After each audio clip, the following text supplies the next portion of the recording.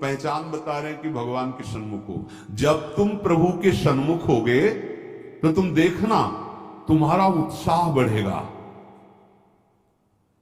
कभी कभी सत्संग में कहते हैं कि अब उस आनंद की उमंगन को कैसे बताएं। ऐसा समझ लो जैसे किसी का ब्याह तय हो गया हो संसारी पुरुष का, और उसके मनोनुकूल पत्नी मिल गई हो, और वो कितना फूला फूला घूमे। या मां के इकलौते बेटे का ब्याह हो, फिर कैसे फूली फूली सबका स्वागत आनंद। अब ये कहां परमानंद में प्रभु से उदाहरण बैठेगा। पर वो तो अद्वितीय है, अचिंत्य है। ऐसे ही चंद्र शाखा न्याय जैसा कि डाल के एक हाथ ऊपर देखो चंद्रमा दिखाई दे रहा। अद्भुत फूलन, अद्भुत उत्साह। जिस समय भगवत सन्मुख हो गए ना, एक ऐसी उन्मत्तता, एक ऐसे आनंद की उमंगन, उसके लिए ललचाओ। जो तुम खोज रहे हो इधर नहीं है, वो इधर है। परमानंद, विज्ञान आनंद, क्या क्या भगवान की उस आनंद को महापुरुषों ने सजा करके बहुत सुख में, परमानंद में। निश्चित निश्चित हम कई बार कहा है कि अगर ऐसा कुछ होता तो हम कह जरूर देते, भले हमारी कमी होती कि हमारी कमी के कारण, पर हम कह देते, पर सच्ची कहते हैं। ओ उसी आनंद का ये जितना ये आनंद का जो क्षेत्र माना गया शरीर है, भोग है, इसकी तो दशा देख रहे हो। आनंद का स्वरूप प्रभु में। ज्यों ज्यों तुम्हारा प्रभु सन्मुख होकर कदम बढ़ेगा तो तुम्हारे अंदर अद्भुत आनंद, अद्भुत उत्साह, अद्भुत उत्कंठा और एक दिव्य शक्ति। ये भी बात, एक दिव्य शक्ति तुम्हारे अंदर, दैवी संपदा बढ़ने लगेगी, एक अलौकिक शांति रहेगी, दुख सुख में एक समानता का भाव आ जाएगा। कोई भी भोग तुम्हें प्रिय नहीं लगेगा। नहीं खान पान ते भावे है, नहीं कोमल वसन सुहावे है, सब विषय लगे ते खारा है, हरि आशिक का मग न्यारा है। संत जन देखते ही ऐसे लगेंगे जैसे सने संबंधी जन मिलते हैं। अच्छा अच्छा, ऐसे संतों को देखते ही मन नाच पड़ेगा। आज तो हो भाग्य भगवत सन्मुख का, आज तो हो भाग्य, हमें साधु समागम मिला, हमें संत जन मिले। तुम्हारी विलक्षण एक स्थिति होगी, कोई भी द्वंद्व तुम्हें स्पर्श नहीं कर पाएगा। निराशा, चिंता, भय, विषाद, कामना, वासना, ये सब क्षीण होने लगेगी। केवल भगवत सन्मुखता। जब तक तुम भगवान की तरफ पीठ किए हो और संसार भोगों की तरफ मुख किए हो, तो तुम कुछ भी कर लो, तुम्हें सुख शांति मिलने वाली नहीं। जितना जितना तुम भोग संग्रह, धन वैभव एकत्रित करोगे, उतना ही अशांत और चिंतित और शोकित होते जाओगे। ये महापुरुषों की बात है, देख लो अपने हृदयों को। जितना तुम भोगों की तरफ बढ़ोगे, परिणाम में ये दोष तुम्हारे अंदर आएंगे। जैसे भगवत सन्मुखता, तो कैसे जाने भगवत सन्मुख है? तो बोले जो ही तुम भगवत सन्मुख होगे तो तुम्हारा एक एक क्षण नवीन उत्साह, नवीन उत्कंठा, दिव्य शक्ति और दैवी संपदा, शांति, समता, वैराग्य, प्रेम और संतों को देखकर अपार सुख। ऐसा ये भगवत सन्मुखता का लक्षण। अब यहां बता रहे, चाहे जितना तुम धन वैभव भोग एकत्रित कर लो, भगवत विमुख हो, तुम्हें कभी सुख शांति नहीं मिल सकती। भगवत विमुख का लक्षण क्या है?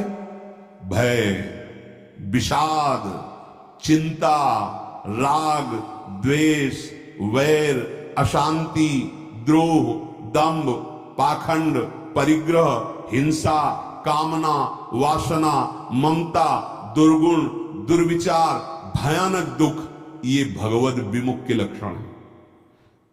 जो भगवत सन्मुख होता है, एक भी उनके हृदय में नहीं होते। ये जाचो जाचो, अंदर जाचो। भगवत विमुक्ता का लक्षण, मूल लक्षण, भोगों में सुख है, इसी में सारे दोष बैठे हुए हैं। और जहां भगवत सन्मुख हुए, तहां तुम्हारा प्रतिपल नवीन उत्साह, नवीन उत्कंठा, दिव्य शक्ति, दैवी संपदा, शांति, समता, वैराग्य, प्रेम, समस्त द्वंद्वों से छूट करके एक अद्भुत आनंद और संत समागम जीवन बन जाएगा। देखो राधा बाबा पूर्ण महापुरुष हैं, कोई उनको जानना थोड़ी साधन साध्य के विषय में, पर आपको ध्यान होगा जब ऋषिकेश में उनके गांठों में बहुत दर्द वात रोग के कारण, तो वो अपने निजी जन से कह रहे थे भाई मुझे सत्संग में पहुंचा दो। वो सेवा करते करते शायद श्रमित हो गए होंगे या जो भी, तो उन्होंने बाबा की इस बात का सपोर्ट नहीं किया। बहुत बार कहने पर बाबा कहा कि आप ये जानते हो कि हम जा ही नहीं पाएंगे। उन्होंने कहा आप जा ही नहीं पाओगे क्योंकि आपकी गांठ, बोले ऐसा।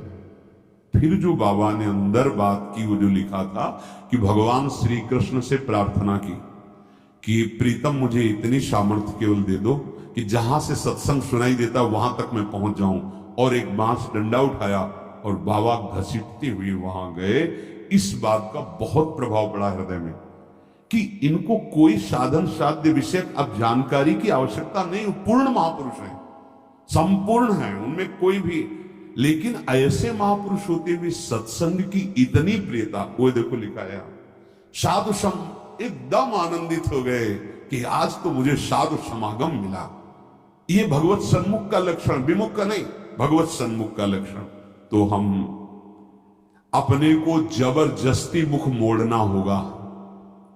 अगर हम इसी जन्म में परम कल्याण चाहते हैं, इसी जन्म में सुख चाहते हैं, मुख मोड़ना हो। जबरदस्ती शब्द लिखा है, जबरदस्ती मोड़ना, हटो हटो।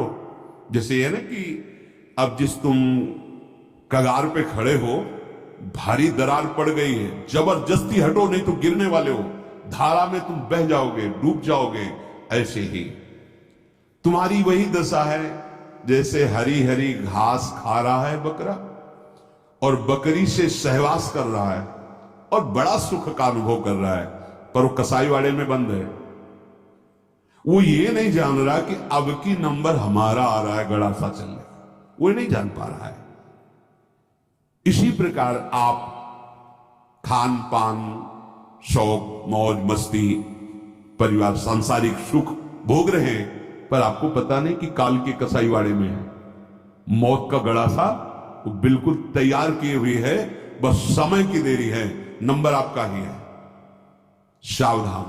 इसीलिए कह रहे जबरदस्ती भगवत सन्मुख करो अपने मन को, अपने तन को, अपनी वाणी को, अपनी चेष्टा को। कोई उपाय नहीं है बचने का।